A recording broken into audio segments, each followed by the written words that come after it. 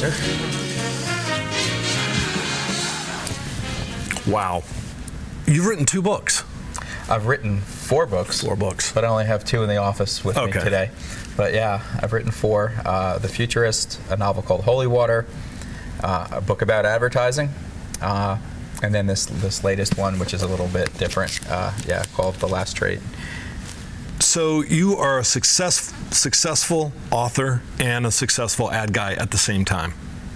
How do you pull that off? I'm a published author. Successful is remains to be seen, but getting published is success in my book. I do as well.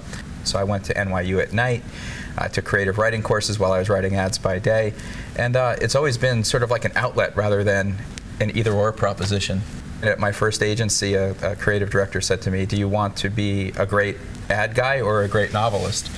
And I thought that was one of the stupidest questions I had ever heard. Advertising fuels my fiction. I write a lot about business. I write a lot about the workplace, and there's not a lot of fiction that deals with 21st century business, and technology, and media and stuff. And if I were locked up in a cabin in the woods, I wouldn't be able to have access to all of these things to write about for fiction. Conversely, does your fiction writing influence your advertising writing or whatever? I'm looking at new voices. I'm reading, like I'll bring the most obscure reference into a meeting, or you know, a new voice that I read about. It kind of informs me and inspires me and makes me better at both. Do you actually sleep at night, or are you working 24 hours a day writing stuff? If I can find time on weekends, mornings, and stuff like that, no. But no, I don't sleep that much.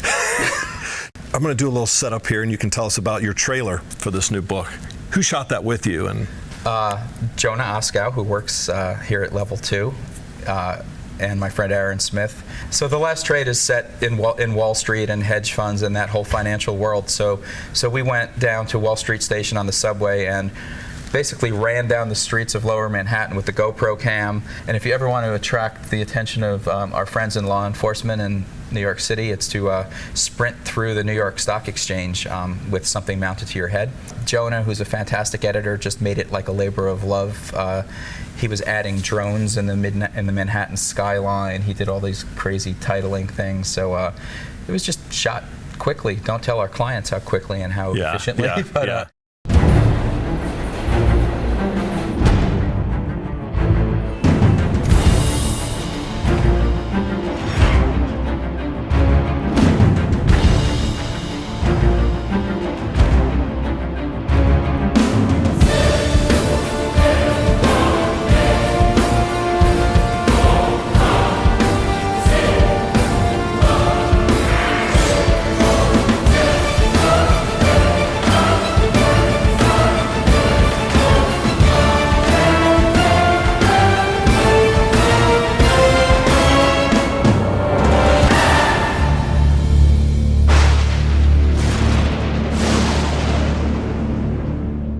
if this thing really takes off, are you going to quit?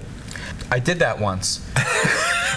And I was wrong. I just want to know right now. It didn't take off to the extent that I thought.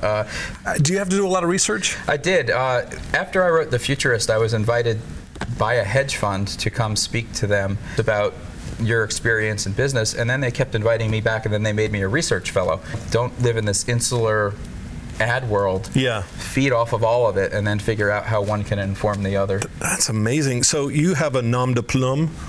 I do. And it's James Conway. The publisher thought that it was important to compartmentalize you know, this kind of sophisticated semi-literary stuff from, you know, commercial thrillers. So that's interesting. I also brand write management. Yeah. I also write women's erotica. Do you? No. Any advice you would give to fellow ad creatives? I was lucky enough to work with E.L. Doctorow and Kurt Vonnegut at one time. They both told me the same thing separately. Just do it every day, whether it's a paragraph, a sentence, if it's a screenplay, you know, a beat in a scene. Don't give up. I thought I was going to be published, and then the rug got pulled out for me at least 5 different times. Then I would go back and say, I still want to do it. Yeah. Can you give a little plug on this book and a little synopsis? The Last Trade is about a quant who helped predict the housing crisis of 2008, and he unknowingly made lots of money off of the misery of others.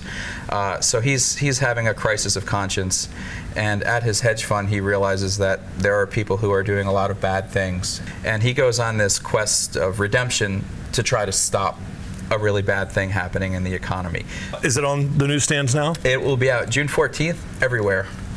The Last Trade by James Conway. My guest has been James Conway, a.k.a. James P. Othmer. And The Last Trade, I can tell you this is a phenomenal read. It's a page turner. And it's been a pleasure to have you here. Thank you.